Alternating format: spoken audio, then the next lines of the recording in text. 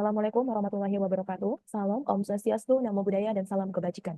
Sebelumnya, terima kasih kepada Bapak Winanda selaku dosen yang telah membimbing saya dan rekan-rekan untuk melakukan proyek pada kali ini. Pada kesempatan kali ini, izinkan saya menjelaskan mengenai laporan hasil analisis perusahaan. Untuk perusahaan yang saya analisis yaitu ada 4, yaitu ada perusahaan PT Fast Food Indonesia Tbk, PT Mak Boga Adi Perkasa, PT Pionerindo Gourmet International Tbk, dan PT Sari Melati Kencana Tbk. Seperti yang terlihat, keempat perusahaan ini berada pada sektor barang konsumen dengan sukses berjasa konsumen pada industri pariwisata dan rekreasi pada sub-industri rumah makan. Kemudian, untuk proses bisnisnya, yang pertama ada perusahaan Fast atau KFC. PT Fast Food Indonesia Tbk, pemegang hak warabala tunggal merek KFC di Indonesia, didirikan pada tahun 1978 oleh keluarga Gelail dan membuka gerai pertama pada tahun 1979 di Jakarta. Keberhasilannya mendorong ekspansi ke berbagai kota besar dengan dukungan Salim Group yang menjadi pemegang saham utama pada tahun 1990. Dengan diversifikasi menu termasuk KFC Coffee sejak 2011, perusahaan terus memperkuat posisinya sebagai pemimpin dalam industri restoran cepat saji di Indonesia. Kemudian ada perusahaan MAPB. Starbucks berfokus pada kualitas tinggi produk kopi organik, mendukung petani melalui pelatihan dan upah yang adil, serta mengelola persediaan secara efisien untuk meminimalkan limbah. Perusahaan menjual berbagai produk kemasan seperti kopi, teh, mug, dan tumbler dengan desain menarik. Selain menyajikan makanan dan minuman di gerainya, strategi harga yang diterapkan berbasis permintaan dan nilai, menawarkan produk premium yang tetap terjangkau, sehingga menjaga volume penjualan. Promosi kreatif melalui media sosial, program loyalitas, dan kampanye CSR mendukung citra positif perusahaan di mata konsumen. Starbucks juga memberikan insentif kepada pelanggan yang menggunakan tumbler ramah lingkungan, mendukung keberlanjutan sambil mempertahankan kualitas yang konsisten di setiap produk. Kemudian ada PTSI atau PT Pionerindo Gourmet International Tbk menjalankan proses bisnis terintegrasi, mulai dari pengadaan bahan baku berkualitas hingga penyajian makanan di gerai dengan standar keberhasilan yang tinggi. Strategi pemasaran mencakup promosi, program loyalitas, dan inovasi menu sesuai tren. Melalui audit internal dan pelatihan staf, CFC menjaga kualitas produk, layanan ramah, serta efisiensi operasional untuk memberikan pengalaman bersantap yang memuaskan. Kemudian yang perusahaan terakhir yaitu PZZA atau Pizza Hut sebagai salah satu jaringan restoran pizza terbesar di dunia. Sukses menarik pelanggan dengan kualitas produk yang tinggi, inovasi topping, dan adaptasi teknologi seperti pemesanan digital. Fokusnya meliputi layanan di restoran, pengiriman, dan pemesanan online untuk memenuhi kebutuhan konsumen yang sibuk. Dengan strategi pemasaran yang luas dan sistem warabala, Pizza Hut terus berinovasi untuk mempertahankan daya saing, meningkatkan pengalaman pelanggan, dan mendukung pertumbuhan laba. Kemudian, untuk ekonomi global dan lokal serta persaingan industri, untuk perusahaan fast food Indonesia Tbk, ekonomi global menghadapi tantangan seperti inflasi tinggi, ketegangan geopolitik, dan disrupsi rantai pasok. Sementara pandemi COVID-19 berdampak signifikan pada industri restoran dengan menurunnya konsumsi di tempat. Indonesia dengan pertumbuhan ekonomi yang diproyeksikan mencapai 5% pada tahun 2024, memiliki pasar makanan cepat saji yang besar. Meski terpengaruh inflasi dan perubahan preferensi konsumen terhadap makanan sehat dan layanan digital, KFC tetap menjadi pemimpin pasar berkat brand awareness tinggi dan strategi kompetitif. Tetapi, menghadapi persaingan ketat, serta tantangan untuk berinovasi dalam menu dan distribusi. Adaptasi terhadap tren dan strategi digitalisasi menjadi kunci keberlanjutan bisnis di pasar yang dinamis. Kemudian, untuk perusahaan Starbucks berhasil mempertahankan posisinya sebagai pemimpin dalam industri kopi global dengan berfokus pada inovasi produk, adaptasi terhadap preferensi lokal, dan penguatan citra merek yang peduli sosial serta lingkungan. Dalam menghadapi tantangan ekonomi global, fluktuasi harga bahan baku dan persaingan ketat, Starbucks memanfaatkan tren gaya hidup urban dan permintaan kopi premium dengan memperluas jaringan, meluncurkan menu baru, serta menawarkan pengalaman bersantap yang unik. Strategi ini didukung oleh investasi dalam keberlanjutan dan pengembangan komunitas global yang memperkuat loyalitas pelanggan dan pertumbuhan bisnis di pasar global. Kemudian, untuk perusahaan CFC, menghadapi peluang besar dari pertumbuhan kelas menengah, permintaan makanan cepat saji berkualitas, dan akses menu baku global yang mendukung inovasi serta profitabilitas. Namun, tantangan seperti fluktuasi harga bahan baku, inflasi, dan persaingan ketat dari pemain besar memerlukan strategi pemasaran dan inovasi produk yang kuat untuk mempertahankan pangsa pasar. Dengan fokus pada kualitas, adaptasi menu sesuai preferensi lokal, serta promosi dan program loyalitas, CFC berupaya menarik dan mempertahankan pelanggan. Strategi diferensiasi yang efektif dikombinasikan dengan pemahaman mendalam terhadap tren pasar menjadi kunci menjaga pertumbuhan dan daya saing di industri makanan cepat saji yang kompetitif. Kemudian yang terakhir, untuk perusahaan Pizza Hut telah berhasil memanfaatkan peluang yang muncul dari pertumbuhan kelas menengah global dan perubahan tren konsumen dengan mengadaptasi teknologi dan diversifikasi menu. Meskipun demikian, perusahaan menghadapi tantangan seperti fluktuasi harga bahan baku, persaingan ketat, dan ketidakpastian ekonomi yang dapat mempengaruhi daya beli konsumen. Dengan strategi pemasaran yang inovatif, pengembangan aplikasi pemesanan, serta penawaran menu yang disesuaikan dengan preferensi lokal, Pizza Hut berusaha mempertahankan posisinya sebagai pemimpin di pasar makanan cepat saji. Namun, penting bagi perusahaan untuk terus berinovasi dan menyesuaikan diri dengan kondisi pasar lokal dan global guna menjaga daya saingnya.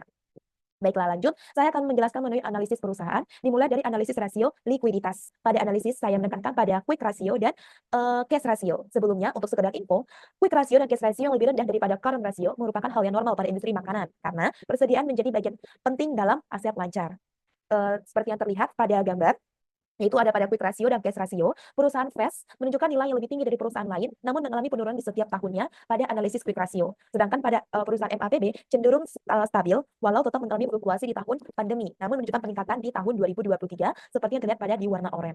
Sedangkan untuk perusahaan PTSP cenderung stabil, namun menunjukkan angka paling rendah dari perusahaan lain. Kan perusahaan PZZA itu cenderung stabil, dilihat pada warna kuning, itu walaupun mengalami penurunan pada masa pandemi, kemudian stabil lagi pada tahun setelah pandemi. Sedangkan untuk untuk cash ratio, MAPB menjadi perusahaan terbaik dari segi cash ratio karena walaupun cenderung standar, namun ada peningkatan yang signifikan pada tahun 2023. Seperti lihat pada warna oranye, ini daripada semua perusahaan, itu perusahaan MAPB memiliki kenaikan yang lebih tinggi. Dapat dilihat pada perhitungan dan juga pada gambar diagram.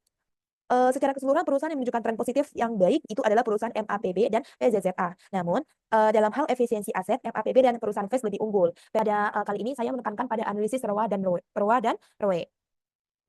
Oke, seperti pada diagram terlihat hal mengejutkan yaitu pada perusahaan PTSP menunjukkan peningkatan di setiap tahunnya. Padahal dari rasio sebelumnya, PTSP berada pada peringkat terbawah dari perusahaan lainnya. Ini menunjukkan kemampuan PTSP dalam mengelola operasionalnya yang baik. Diikuti dengan MAPB, FAS, dan terakhir PZZA yang masih harus mengelola operasionalnya lebih baik lagi.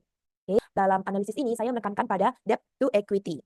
Dan dapat dilihat dalam rasio FAS sangat buruk dari perusahaan yang lain. Kemungkinan hal ini dikarenakan penjualan FAS yang semakin turun pada setiap tahunnya. Ini meningkat, diagramnya menunjukkan angka yang meningkat yang justru memperburuk keadaan. Oke, selanjutnya ada analisis rasio pasar yang menekankan pada price earning ratio dan dividend payout ratio. Perusahaan FAS mengalami penurunan signifikan pada tahun 2020 akibat pandemi. Dengan pemulihan yang sebelumnya sepenuhnya kembali normal, memerlukan strategi kuat untuk menarik investor. MAPB juga mengalami penurunan pada tahun 2021 dan 2022, diperburuk dengan keputusan tidak memberikan dividen. Namun, perusahaan memperbaiki keuangannya. PTSP menghadapi kesulitan lebih besar dengan kerugian dan tidak ada dividen, mencerminkan tantangan operasional. Sedangkan PZZA, meskipun lebih baik dari PTSP, masih menunjukkan penurunan EPS setiap tahun, menciptakan ketidakpastian pasar. Semua perusahaan menghadapi tantangan besar dalam menarik investor dan meningkatkan kinerja. Baiklah, untuk informasi penting, perusahaan utama yang saya analisis yaitu adalah perusahaan FAS. Setelah menulis perhitungan analisis ekonomi global, lokal, proses industri, dan juga analisis rasio keuangan, saya memutuskan untuk meng-sell atau menjual saham perusahaan FAS. Ini dilakukan untuk menghindari kerugian yang terus berlanjut. Walaupun pada beberapa rasio FAS menunjukkan angka yang baik, namun pemanfaatan aset dan kualitas saham terus menurun, dan ini sangat mengancam kekuatan ekonomi perusahaan. Jadi, walaupun saham di industri makanan cukup menjanjikan, namun untuk sekarang saham FAS tidak disarankan karena kinerja keuangannya yang terus menurun. Sehingga saya merekomendasikan untuk membeli saham MAPB karena dilihat dari analisis sebelumnya perusahaan MAPB menunjukkan angka yang lebih baik dari sektor sejenisnya. Oke, lanjut. Setelah saya memutuskan untuk membeli saham MAPB, untuk analisis selanjutnya saya akan memfokuskan pada perusahaan MAPB, yaitu yang ada perhitungan free cash flow, yaitu analisis valuasi saham berdasarkan pertimbangan free cash flow. Untuk perhitungan free cash flow itu menggunakan rumus FCV per lembar saham dikali harga saham pasar dikali dengan 100%. Sehingga kita harus mencari dulu harga free cash flow per lembar sahamnya dengan rumus free cash flow dibagi dengan saham yang beredar. Untuk mencari free cash flow ini dengan rumus kas operasi bersih dikurangi dengan belanja modal dengan angka 58.838 dikurangi 13.829 menghasilkan 45.009. Kemudian bisa dihitung free cash flow per lembar saham dengan rumus tadi free cash flow dibagi dengan saham yang beredar, yaitu dengan angka 45.009 dibagi dengan 2.387.922.900 menghasilkan 0, sekian atau Rp18,85 per saham. Sehingga bisa dimasukkan ke rumus perhitungan free cash flow yield, yaitu free cash flow per lembar saham dibagi dengan harga saham pasar dikali dengan 100%, yaitu dengan angka 18,85 dibagi dengan 1.200 dikali dengan 100% menghasilkan angka 0,01570,833 atau 1,57%. Free cash flow yield 1,57% menunjukkan imbal hasil kas rendah dibandingkan alternatif investasi lain. Meski free cash flow positif pada 45.009 juta mencerminkan kemampuan menghasilkan kas bebas dengan harga pasar 1.200, free cash flow per saham yang kecil kurang menarik, tetapi potensi pertumbuhan dan efisiensi operasional dapat memberikan nilai bagi investor jangka panjang. Kemudian, untuk analisis selanjutnya, itu ada Economic Value Added atau EVA. Untuk menghitungnya, yaitu dengan rumus NOPAT atau Net Operating Profit After Tax, dikurangi dengan Invested Capital dikali dengan COC. Sebelumnya kita harus mencari dulu nilai dari NOPAT, Invested Capital, dan COC. Dengan rumus yang pertama, NOPAT, yaitu laba sebelum pajak dikurangi beban pajak. Dengan angka 26.691 dikurangi 13.038, menghasilkan 13.653. Kemudian untuk angka Invested Capital, dengan rumus total aset dikurangi total liabilitas lancar. Dengan angka 3.101.576 dikurangi 1.161.26 menghasilkan 1.940.550. Dan untuk cost of capital atau COC menggunakan 10% berdasarkan data asumsi berdasarkan standar industri. Sehingga kita sudah dapat mencari EVA dengan rumus NOPAT dikurangi invested capital dikali COC, yaitu dengan angka 13.653 dikurangi 1.940.550 dikali 0,14 menghasilkan 180.402. Negatif 180.402. EVA yang negatif menunjukkan perusahaan belum menciptakan nilai tambah ekonomi karena laba setelah pajak lebih kecil dari biaya modal. Meskipun operasional tetap menghasilkan keuntungan dengan laba 20.497 juta dan aset signifikannya 1.548.218 juta, dengan aset kuat dan peluang industri makanan, efisiensi dan pengelolaan modal perlu ditingkatkan untuk menciptakan nilai tambah. Kemudian, analisis terakhir yaitu ada financial distress. Pada kali ini saya akan menekankan pada atau saya akan menghitung pada 2 perusahaan, yaitu ada perusahaan MAPB yang merupakan perusahaan utama saya saat ini, dan perusahaan VES yang merupakan perusahaan utama saya yang sebelumnya. Dan dapat dilihat pada perhitungan, Z-scores MAPB sebesar 1,002 mendekati 1,23 mengindikasikan risiko kebangkrutan, meskipun tidak signifikan. Nilai ini mencerminkan kelemahan pada likuiditas, profitabilitas, dan leverage. Dengan modal kerja negatif dan efisiensi as rendah dalam menghasilkan laba, struktur pemodelan juga mendapat tekanan dari liabilitas yang tinggi dibandingkan ekuitas, meski pendapatannya signifikan. Namun, jika dibandingkan dengan perusahaan sejenisnya atau perusahaan pada industri yang sama, yaitu perusahaan VES, Z-score MAPB lebih baik pada perusahaan VES, yaitu minus 1,58 setelah kurang dari 1,23 dan juga minus. Jadi dengan intinya, walaupun MAPB mendekati, walaupun MAPB pada angka di bawah 1,23, yaitu pada angka kebangkrutan, tapi pada perusahaan sejenisnya itu perusahaan VES jauh lebih rendah lagi, sehingga MAPB masih layak untuk dipertahankan.